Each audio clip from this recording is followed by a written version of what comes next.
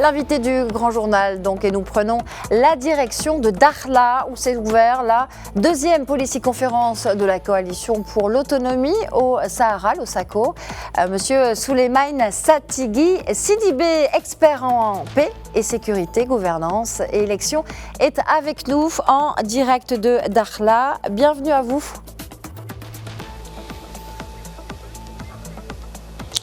Bienvenue, bonjour à tous les téléspectateurs de MDN. Bonjour à vous, madame. Merci et bienvenue. Alors, le thème de cette conférence est le Sahara marocain, un patrimoine civilisationnel et un espace d'intégration dans la zone afro-atlantique. Comment la gouvernance locale peut-elle, selon vous, renforcer l'intégration régionale dans cette zone ?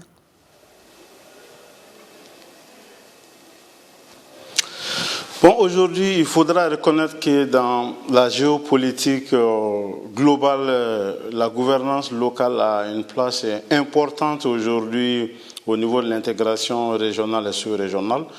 Parce qu'il faudra reconnaître qu'aujourd'hui, la plupart des différends entre les États sont politiques, ce ne sont pas entre les peuples. Donc aujourd'hui, la gouvernance locale, qui est autrement vue comme la gouvernance de proximité, la gouvernance des communautés, aujourd'hui est une chance pour l'intégration régionale. Et le cas de Dakhla aujourd'hui est un cas d'école. Vu la transformation aujourd'hui de la ville, vu l'intégration aujourd'hui et la réinstallation des migrants africains qui ont voulu passer par là pour aller en Europe, qui ont décidé enfin de s'installer dans cette région, prouve à suffisance que la politique aujourd'hui de Sa Majesté le roi Mohammed VI, que Dieu l'assiste, dans la gouvernance locale en renforçant les élus locaux, est une approche pour moi importante et meilleure pour l'intégration régionale. Alors, Monsieur Sidibé, lors de la première édition du Forum international sur le Sahara marocain, des experts ont souligné les enjeux géopolitiques de l'espace atlantique et du Sahel, notamment les risques sécuritaires, mais aussi la migration, vous venez d'en parler, la sécurité transfrontalière, le terrorisme, l'extrémisme violent. Quelles sont, selon vous, les meilleures pratiques pour renforcer la coopération régionale face à ces défis? Vous disiez tout à l'heure, notamment en matière de migration, que Dakhla était un cas d'école. Est-ce que vous pouvez nous expliciter? Oui, c'est d'abord pour dire que aujourd'hui, la sécurité transfrontalière, l'extrémisme violent et le trafic d'armes, de drogue, d'êtres humains sont aujourd'hui des activités qui sont menées par des groupes terroristes, des groupes que nous appelons autrement les forces du mal. Et ces forces aujourd'hui utilisent la vulnérabilité au fait des populations. En plus grande partie les jeunes, les femmes qui sont non seulement vulnérables aux récupérations de ces groupes, mais qui sont aussi récupérés souvent comme groupes associés à ces groupes malfaiteurs. Donc aujourd'hui, pour moi, l'approche de coopération régionale pour faire face à ces activités néfastes passe forcément par le développement. Comme vous l'avez dit au début de votre journal, la vision de Sa Majesté le roi Mohammed VI aujourd'hui, pour dire que la question sécuritaire au Sahel n'est pas que sécuritaire, est une approche extrêmement importante parce qu'aujourd'hui, il faut reconnaître que nous sommes dans une guerre asymétrique. Et la guerre asymétrique, aujourd'hui, le civil est plus important que les hommes en tenue uniforme. Donc, c'est une guerre où ton ami du matin devient ton ennemi de la nuit. Donc, cela passe forcément par le développement, par l'amorcement de l'économie locale, par aussi l'intégration socio-économique des différentes populations. Donc, je dis le Dakhla aujourd'hui est un cas d'école. Pourquoi? Parce que partout, vous faites le tour dans la ville est en pleine reconstruction, mais pas que des villas d'habitation, mais il s'agit aussi des entreprises, des restaurants, des industries. Et toutes ces entreprises sont aujourd'hui des sources de création d'emplois de masse. Et cela va encore non seulement retenir le maximum de jeunes, va désintéresser le maximum de jeunes et de femmes dans le recrutement des groupes terroristes. Et pour moi, ce cas d'école montre aujourd'hui que le développement est l'un des piliers les plus importants dans la lutte contre l'extrémisme violent et le terrorisme.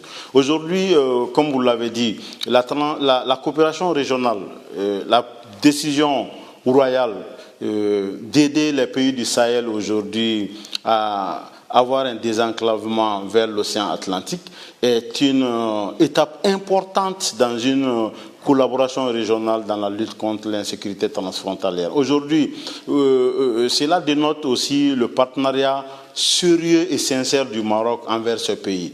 Parce qu'il y a 3 mots qui ont attiré mon attention. Désenclavement structuré, désenclavement souverain et sécurisé, quoi de plus bon, de plus beau, de plus sincère dans une relation entre États. Donc je pense que c'est des cas aujourd'hui que les autres pays doivent suivre pour faire en sorte que ces pays qui sont aujourd'hui victimes du terrorisme international sponsorisé par certains voisins, sponsorisé par certaines grandes puissances, puisse avoir quand même sa fin. Et aussi les indépendances, l'instabilité transportée et entretenue dans nos frontières en manipulant certains groupes aussi vont s'arrêter à travers des développements du genre au niveau régional. Souleymane Satiki Sidibé, vous venez de parler de développement et de développement durable, qui est un axe central, effectivement, en ce qui concerne le Sahara marocain et tous les projets qui y sont développés. Vous venez d'aborder également la coopération entre le Royaume du Maroc et les pays du Sahel, qui est essentielle pour la stabilité régionale. Et vous venez de lancer plus ou moins un appel à d'autres pays pour s'inspirer de cette relation. Alors, quels seraient selon vous les mécanismes de gouvernance inclusive qui accompagneraient cette coopération pour la renforcer?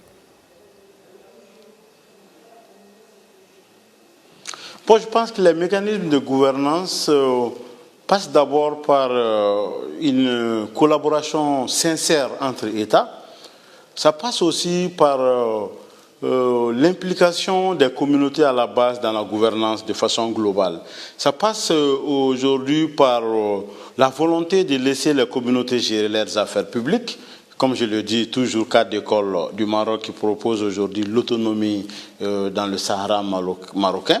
C'est des cas aujourd'hui que beaucoup de pays pourront développer en renforçant tout simplement ce que certains appellent la régionalisation poussée et dans d'autres pays la décentralisation poussée. C'est pour vous dire qu'au niveau local, dans chaque région, si la gouvernance est renforcée par les habitants, si les élus locaux sont les premiers décideurs des questions les concernant, et c'est plus facile parce qu'au-delà des pays, c'est les pays frontaliers, j'allais dire, vous allez comprendre tout de suite que les frontières se font entre les régions, les frontières se font entre les villages, les frontières se font entre les communautés, et vous verrez que la plupart des cas, c'est des communautés qui ont les mêmes habitudes, les mêmes cultures de pays différents. Donc ça veut dire que pour moi, l'un des mécanismes les plus importants, c'est toujours le renforcement de la gouvernance locale, c'est aussi la coopération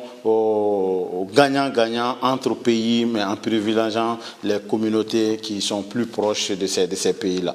Donc aujourd'hui, le mécanisme marocain qui est proposé au niveau du Sahara marocain et le mécanisme de coopération régionale que le Maroc propose aujourd'hui à plusieurs pays et dans plusieurs domaines. Et nous avons vu des centaines d'imams dans le domaine des religieux qui sont formés au Maroc, des centaines de milliers d'étudiants africains qui sont aujourd'hui aussi des produits du Maroc. Moi, j'en suis fier, je fais ma thèse aujourd'hui à la faculté des sciences juridiques et économiques de Soucy. C'est des références aujourd'hui mondiales qui nous permettent, nous, Africains, d'être les élites au niveau mondial. Donc, je pense que ces approches dans plusieurs autres domaines peuvent aussi être des mécanismes aujourd'hui qui pourront non seulement renforcer la gouvernance au niveau de ces pays qui viennent former les élites au Maroc et qui vont aller avec ce patriotisme, ce nationalisme marocain qui fait du Maroc la première priorité des Marocains, est un outil assez important dans la conscientisation globale en Afrique. Monsieur Souleymane Sidibé, une dernière question. Le soutien international au plan d'autonomie du Maroc, dont vous venez de parler, pour le Sahara, s'élargit avec des pays comme les États-Unis, l'Espagne et l'Allemagne, qui le considèrent comme une solution sérieuse et crédible. Comment cette dynamique internationale influence-t-elle, selon vous, la gouvernance et la sécurité dans la région ? Bon, aujourd'hui, moi je pense, je ne dirais pas que c'est peut-être un changement de contexte géopolitique. Je dirais que c'est plus une prise de conscience. Le soutien de la stratégie et la proposition d'autonomie du Sahara marocain par Sa Majesté, par les États-Unis, l'Espagne, l'Allemagne, je dirais que c'est une prise de conscience des réalités aujourd'hui du Sahara marocain. C'est une prise de conscience globale de la question de la sécurité internationale. Parce que ces grandes puissances aujourd'hui, et dont certains siègent au Conseil de sécurité des Nations Unies, savent réellement que ceux qui entretiennent ces groupes séparatistes, ces groupes terroristes, ils le font à leur propre intérêt et au détriment de la sécurité internationale. Donc moi je pense que cette dynamique doit juste donner le courage, encourager les Nations Unies à trancher définitivement cette question. Vous savez, le Mali était obligé de chasser les Nations Unies du territoire malien parce qu'après 10 ans, si nous pensons que l'Organisation mondiale qui garantit la paix doit entretenir l'insécurité, ça n'a plus sa raison d'être.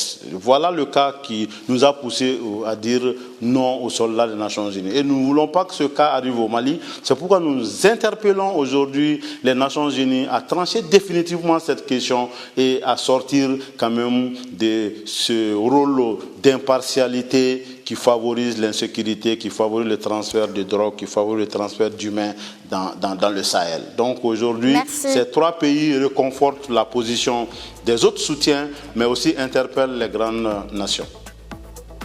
Merci infiniment Souleymane Sidibé. Je rappelle que vous êtes expert paix, sécurité et gouvernance et élections et que vous étiez en direct avec nous depuis Dakhla.